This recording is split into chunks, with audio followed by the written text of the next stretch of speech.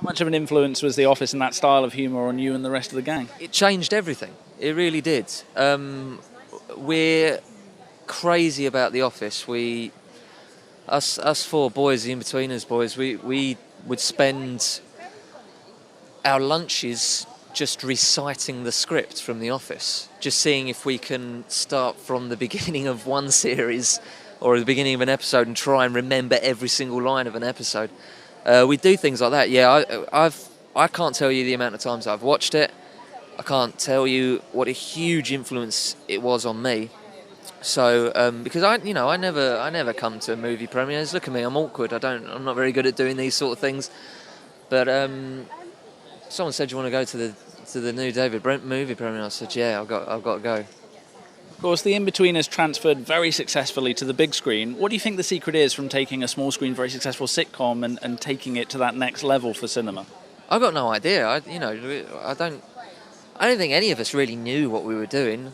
I certainly didn't. But I'm not sure if there is a secret or it's just. I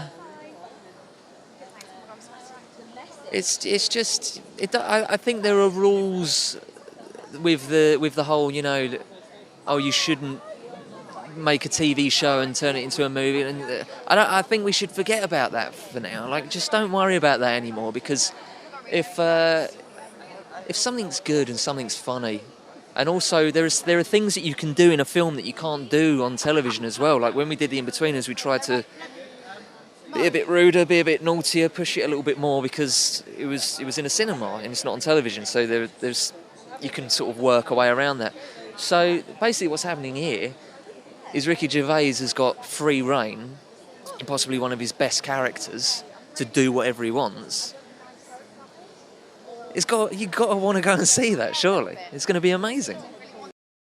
We really want to see that. We also really want to see the new series that I think you're working on with Joe Thomas. Can you tell us a little bit what that's generally about, what we can expect from that?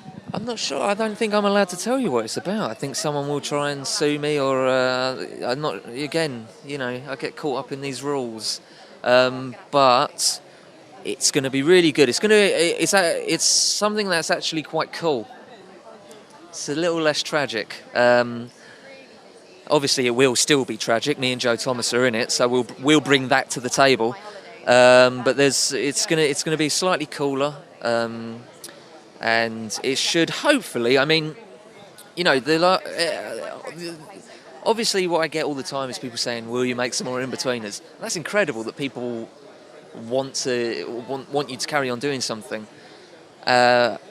We all feel we're too old to do it. So this, in a way, it's written by one of the writers of The Inbetweeners. Joe's in it, I'm in it. It's got a lot of people that were involved in the back room of The Inbetweeners.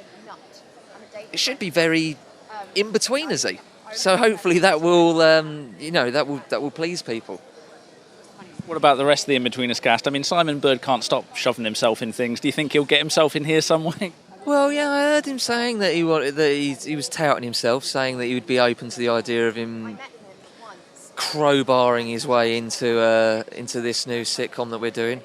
No, obviously that would be amazing. I think it would be something that fans would want as well.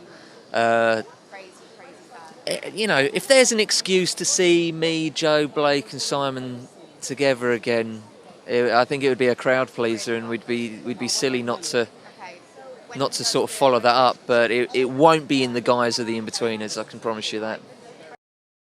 Apart from that new series, have you got anything else that we should be excited about, looking forward to? Yeah, there's a film called Pop Star, Never Stop, Never Stopping. That's coming out, I think, maybe next week. That's really good. That's my first little Hollywood film. I've done a film in Hollywood, which was amazing. And it stars Andy Samberg and loads of other people, Justin Timberlake, Mariah Carey, Ringo Starr. It was a really, really great experience to work on, and I hope people go and see it, because it is really funny. It's really good. Fans have their favourite memories from The Inbetweeners, the wonderful experience of watching the show and the films. What for you makes you smile the most when you look back at that time of your life now with a little bit of distance? I've got I a lot of the second series and third series I just never got round to watching. Because I did it, I was there, I was doing it. I'd had to do it about 50 times over, so I never really, I never really brought myself to watch them again. But I do have lots of fond memories with me and the boys when we were making it. It's sort of personal, I guess. So it's not that I was recently quoted saying, "Oh, James Buckley remembers nothing of the Inbetweeners," which isn't true at all. I've got loads and loads of amazing memories, great jokes, really great fun. It's the best job in the world.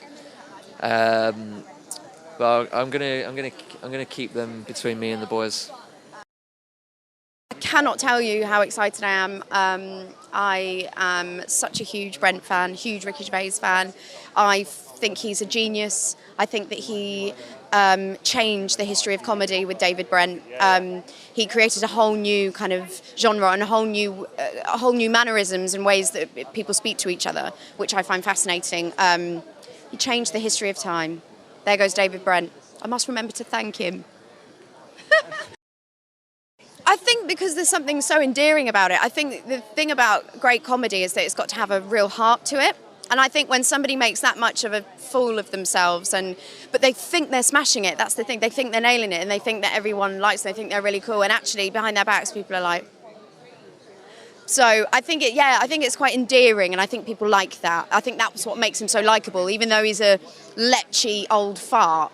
People that gets everything wrong. I think people really root for him because it is endearing, and he's just trying to be pals with everyone. He's trying really hard, and there's no malice in it. He's just trying really hard, and I think that's what people like. I think that's why he's so lovable. I've got a few things. I'm filming the Tracy Ullman sketch show at the moment, which has been really fun. I've just got back from the Cotswolds filming Father Brown as well, and I've got some films coming out that I should be promoting very soon. So yeah, it's all good. I've worked a lot this year. I've been really lucky this year, definitely. In terms of the films coming out, can you tell us anything about those? What they're called? What they're generally about? One of them, they're all very, very different. One of them is called Lies We Tell, which is a very kind of gritty drama type film set in Bradford. So it's really cool. That's with Harvey Keitel, and that's kind of like a real gritty sort of thriller. And there's Ibiza Undead, which complete opposite end of the scale. It's a ridiculous, hilarious, gory horror film set in Ibiza, and a load of zombies take over the island, and it all gets really, really disgusting and gory. So if you like that sort of stuff, you'll love that. And I've got another film called Iron Sky 2 coming out, the sequel to Iron Sky, with Tom Green. So yeah, it's been a really interesting year, complete mix of things, and yeah, it's been really fun. And obviously Harvey Keitel, a screen icon. What's it like getting a chance to work with someone like that? Oh God, he was amazing. I was a bit disappointed. I didn't actually have any scenes with him, but I met him and on set, and he was great. And yeah, I've been so lucky. The last few jobs I've had, I've worked with some absolute legends. My next goal is Ricky Gervais, so hoping to kind of lure him in tonight. No, not really. In terms of the sketch show and stuff, what can we expect from that coming up? Oh, a complete mix of things. I play something different completely every scene that I'm in. So, yeah, it's just really fun. Tracy Ullman's incredible. She's an amazing woman. She's so fun. She's so talented, and she's such a great person in real life. She's such a laugh offset too, and so that's been really fun doing it with her. Yeah, it's been really good. Do you think it's a bit sad that in 2016 we're still having this kind of ongoing debate, this question about women being underrepresented in comedy as a genre? I do. I think that America do it very well. There's so many amazing, beautiful, funny women in America. I feel like Brits are quite repressed when it comes to that sometimes. There is definitely a bit of sexism going on, that people think women can't be funny. I like to think it's changing. I hope it is. I think we just have to kind of do our best in all the work that we do, and enjoy the work we do, and stick our fingers up to anyone who says we're not funny. I think David Brent is an iconic character because what Ricky does brilliantly is he taps into the everyman. Anybody who's ever worked in an office knows that a David Brent that works in that office. They connect with the mundane lifestyle of that office thing. And the sort of the I think that was what The Office did so brilliantly, is it just captured the natural awkwardness of human beings, and that's the secret of a very successful character, is a character that people can relate to. Oh, I'm hugely honoured. I mean, The Office is a fantastic series, and Ricky phoned me personally to ask me to be in the movie, and I think at that point he didn't have a part ready for me, and I said, he said, what? He said, it might not be a big part. I said, I don't mind, I'll make the tea. I don't care, as long as I can be involved somehow. Fans have waited a long time to see David Brent back, and in such a big way now. What can fans expect overall from the film, do you think? It's hilarious. It's so funny. It's Brent. He's back and he's not really changed much at all.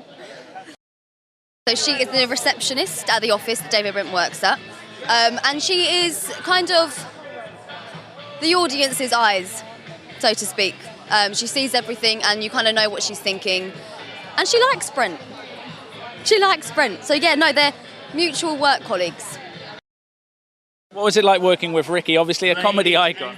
Amazing. It was amazing. It was a dream come true. And growing up, I loved David Brent.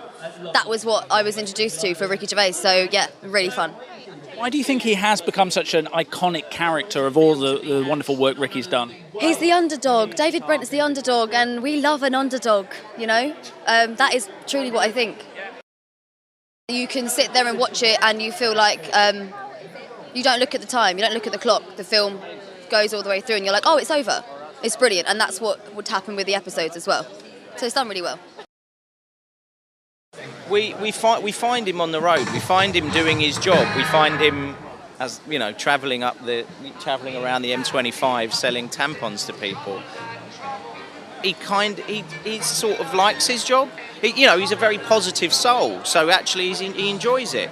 But then he's kind of cashes in his pension and his holiday leave in order to fund this pipe dream of achieving the rock stardom that he thinks he deserves. I am my own team. I am Team Brent. I probably am the only person in the world who looks at Brent and thinks, that's what I want. That's what I want to be driving around. I want to be driving to Sidcup in a Vauxhall Vectra selling blue urinal piss cakes to people, and Tampax and tampons and condoms, and occasionally get the guitar, sing a song. Yeah, I'm a party of one. What's it like working with Ricky Gervais? All right. No, it's great. It was a joy to be on set. It was such an easy job for me to do, because almost all my scenes are with Ricky, and my job is to find Ricky funny, pretending to be Brent, who my character finds funny and hero worships. It's very meta, there's a lot of things going on, but fundamentally it was easy to sit next to Ricky and laugh at Ricky being Brent. It was easy. It was a great job. It was brilliant. I'd like them to take away what a bloody good film it is, but I do believe it's fun. I think it makes you laugh, and I think it makes you cry, and it makes you squirm.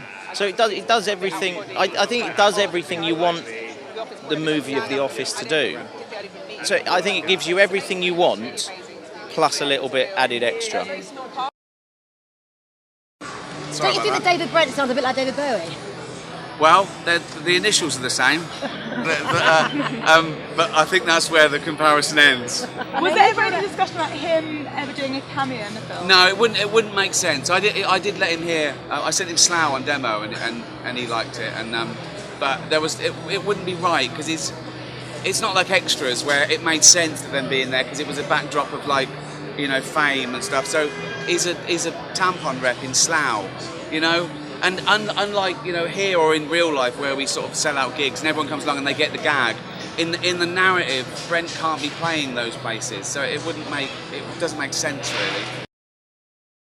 The Office wouldn't make, again, because this is it's based in reality.